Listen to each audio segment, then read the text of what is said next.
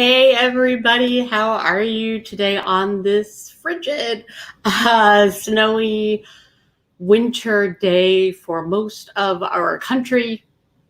And definitely here in Chicago, everyone is home. Hopefully, I know it's full remote learning today for my kids. There is no such thing as a snow day anymore. And I thought it would be a great time to finish up our 6-week series. Get on anyway, even though it's cold. And that got out the wool sweater and the turtleneck today. This is my ski lodge look, if I skied, I guess.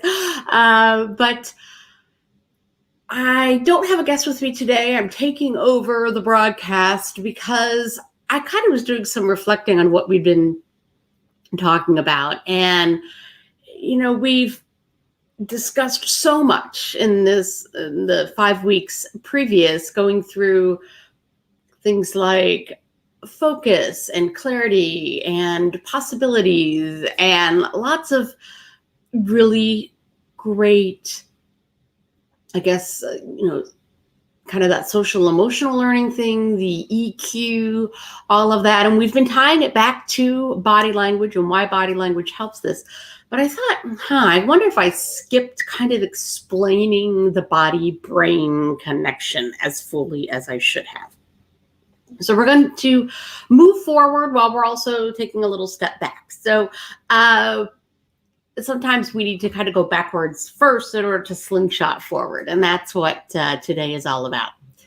So before we get into major stuff about productivity, I wanted to talk a little bit more about this body-brain connection, because I'm sure you've all experienced feeling really energized and awake, and your brain is just on top of things when you've just finished exercising, let's say.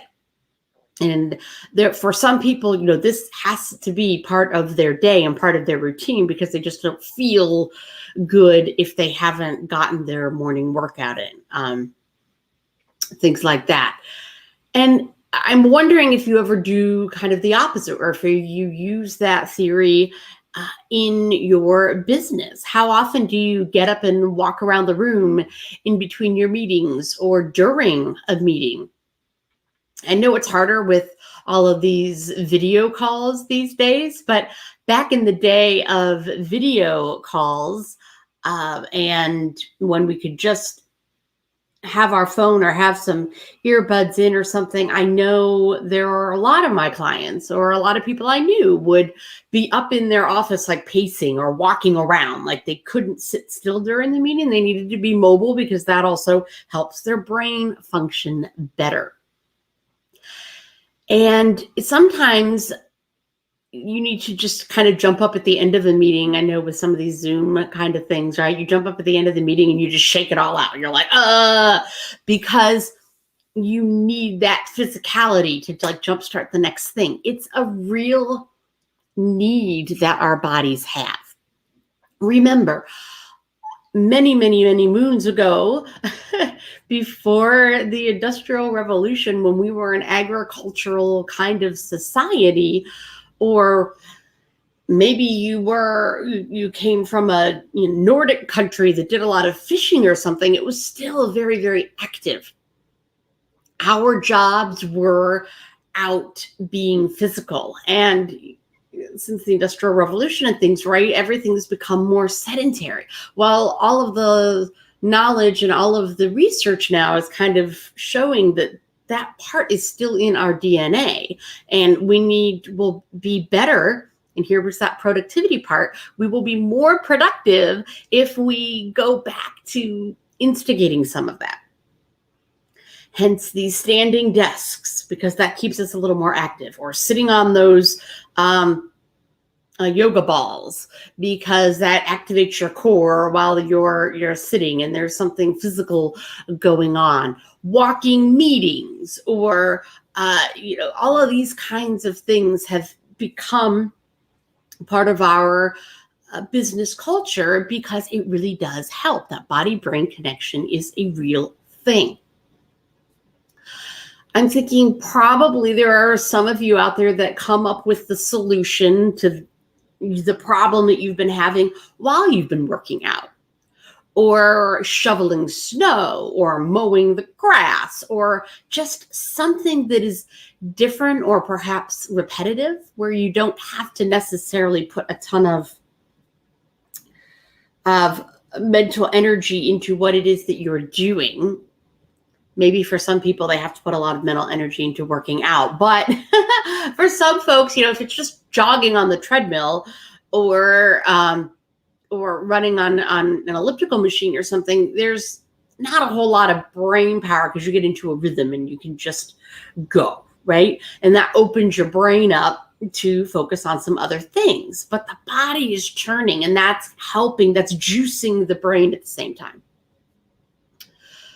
So why do we care? Why does this matter?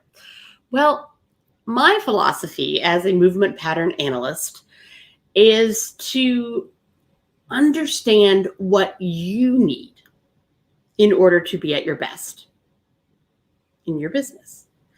What does your brain need your body to be doing, and vice versa? And what movement pattern analysis is, it is this connection, this body-brain connection. I know I explain that a lot of times because it's really important for people to try to understand this. Movement pattern analysts are trained to observe nonverbal behavior. So what is going on in your body that tells us what kind of brain processes are happening in your mind. And everybody has a movement pattern. That's why it's called movement pattern analysis. Everybody has a preferred way of thinking and moving. And when you understand what your own preferred way of moving and thinking is, you can use this to better communicate, because you understand what you don't intend to say to people and how your body doesn't move. And you also then understand how you are perceived by others, like what the movements that you do give off, what do they say to other people? Because as always, there's two sides to that body language piece, right? What you say to others and what they're saying to you. And it's this dance. Body language is another language. And the frustrating thing for most of my clients to get over, the biggest thing for them to get over, is it's not necessarily an overnight quick fix. It's not, sorry, Charlie. I mean, if you're thinking of calling me, I do your assessment, right? I can tell you what it is that your body does. But it takes a little bit of time to change habits, or it takes time to figure out how to change that communication in order for it to really live in you and be super, super useful. But once that happens, and we're not talking forever, we're talking, 3 to 6 months. But when that happens, everything skyrockets. You become so much more productive, and productivity usually equals saving time, right? Or using your time better and more efficiently. So let me check my notes here. Good. Movement pattern analysis. Once you figure all of those things out, how you move, why you're moving, because of that body-brain connection, then you use that to your advantage, because you can make changes. So let me give you a really good example. I am working with a CEO client right now who came to me with the complaint of, people think I'm too critical. They, in her kind of reviews and things with the other partners in the firm and stuff, she's being told that she's argumentative, or that she doesn't, give up her points or see other points of view, that sort of thing. And I was like, okay, we can work with that. Let's take a look. Let's see what's going on. So in our conversation, I noticed that in general, most of the time, she's sitting back in her chair, very relaxed. There isn't a stiff, or it doesn't come across critical because she's rigid. it's coming across to others that she's criticizing because she's leaning back and in her mind, she's taking it all in. She's gathering the information and she's listening. So there is nodding and things like that going on, but the nodding tends to happen with a tilted head just a little bit. The sitting back and the sitting back, and then sometimes there's like this lengthening, like this kind of thing. Well, that movement can be seen as critical. Why? Because getting a lot of neck and kind of the lifting up of the nose, right, has her sort of looking down on the other people around the table. So they think that she's criticizing and looking down on their ideas. Plus, leaning back can be perceived as a prove it to me sort of posture. You know, like, okay, I've got it now you have to convince me.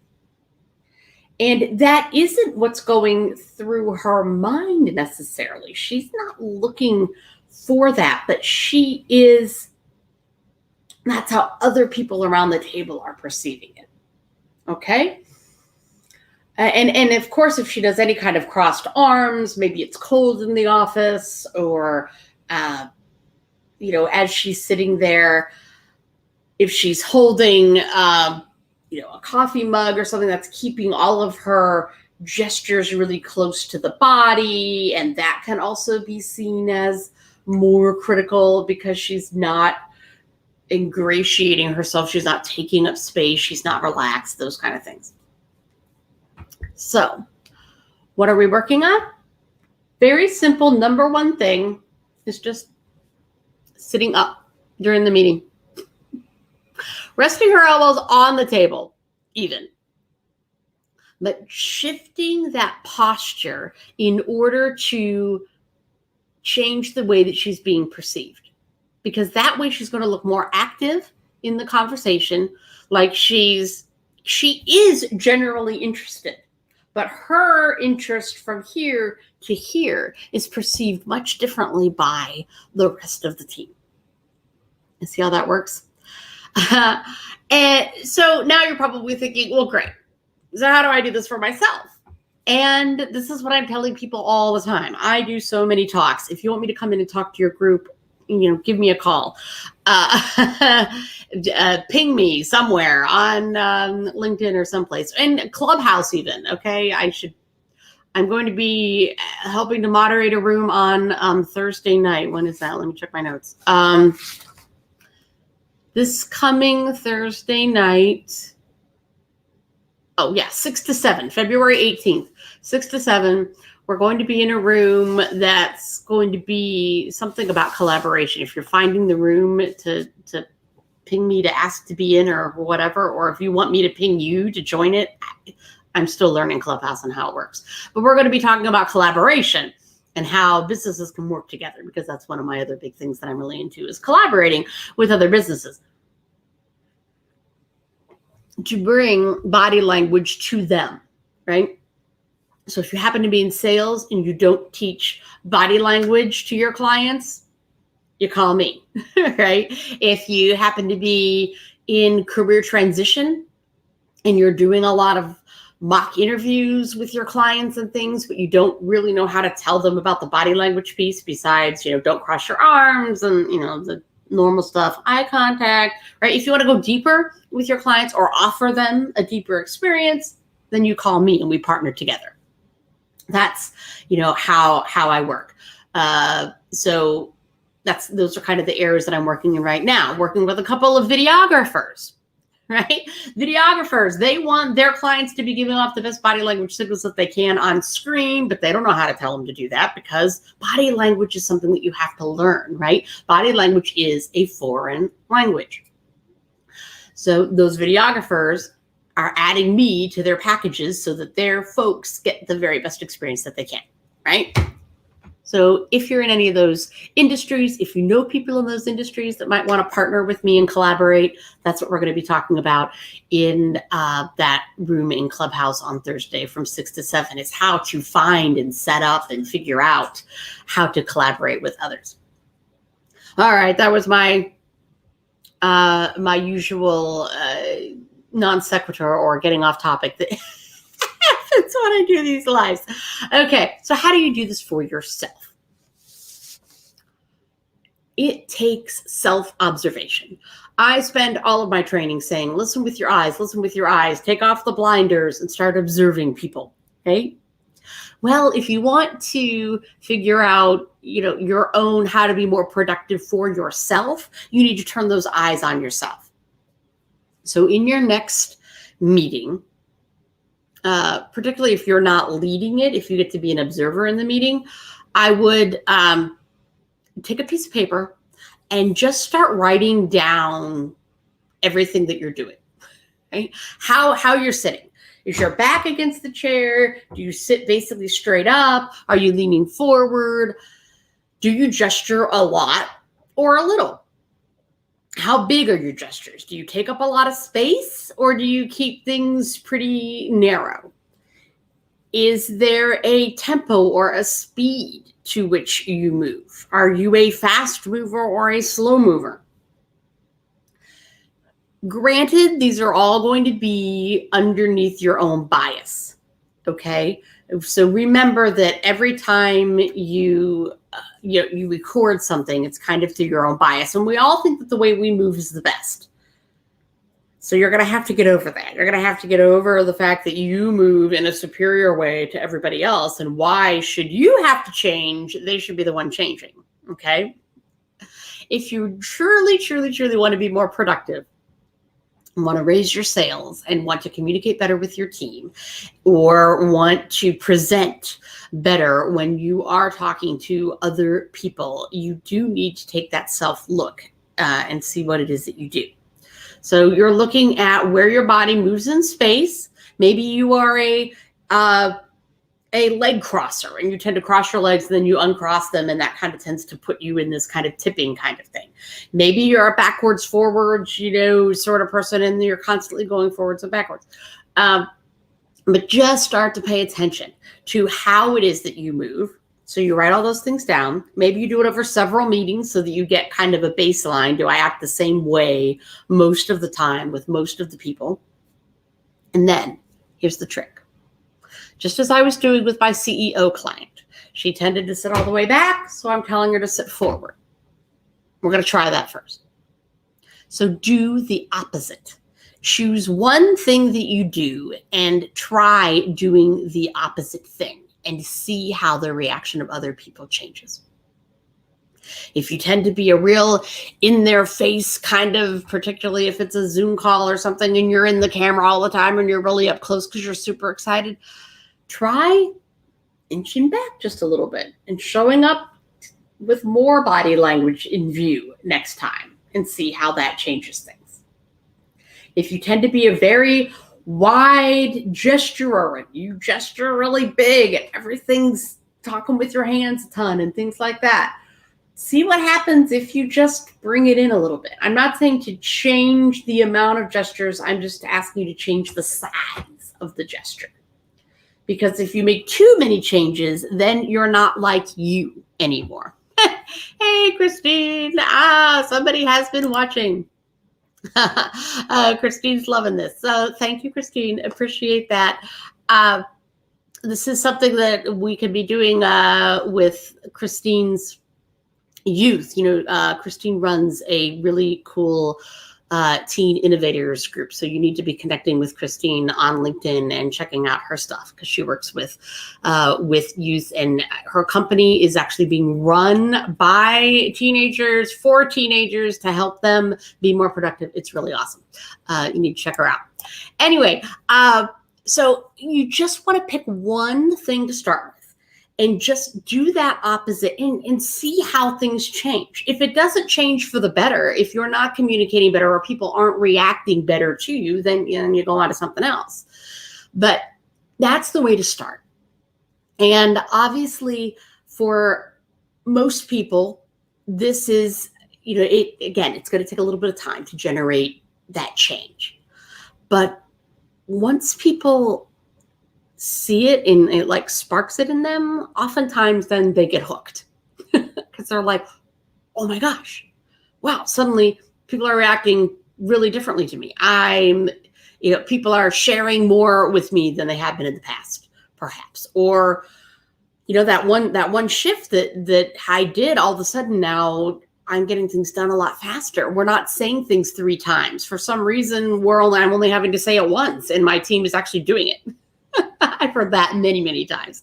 And it's because you're changing the way you're communicating with them. Oftentimes, we want other people to change how they communicate with us. But as the leaders, as the C-suite, we need to be changing how we're speaking to others. It really does kind of come down to us.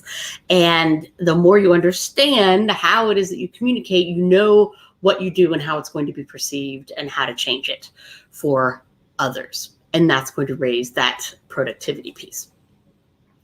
All right, everybody. I think I have blabbed on probably enough. If this is something that interests you and you want this idea to come to your team, there are ways to do short programs where your team does most of the work, but I'm just kind of that guide through it rather than doing the work for them and necessarily assessing each of them. There are ways for me to facilitate self-assessment and then how to use it and move it forward. So don't let any kind of preconceived notion of like fees or how much this kind of thing costs to prohibit you from having a conversation with me, because I'm so passionate about this work. There's always a program that can fit it, whether it's an online something that already exists or whether it's, creating something customized exactly for what you need. So I hope you've heard the phrase, get it done in 2021. My dear friend, Kristen Lamar, who I had on, I guess it was just last week, has taken that on as her mantra. So a little ode to Kristen today. And it makes a lot of sense, right? Let's get it done in 2021. And actually, Kristen's the one that's going to be facilitating with me in that Clubhouse room on Thursday. So if you loved Kristen last week and you want to hear more of her wisdom, join us on Clubhouse, 6 o'clock on the 18th. I guess that's it. Let me know who you want to have on in the next 6-week cycle. I have to get on that. These weekly LinkedIn Lives are, it's always coming up with the next thing to say. So give me your ideas. Let me know what you want to hear or where your questions are. That would be really helpful. And I appreciate your support. So I think that's it. Stay warm today. I hope you have a snowblower and get out and be very safe on those roads, everybody. Take care.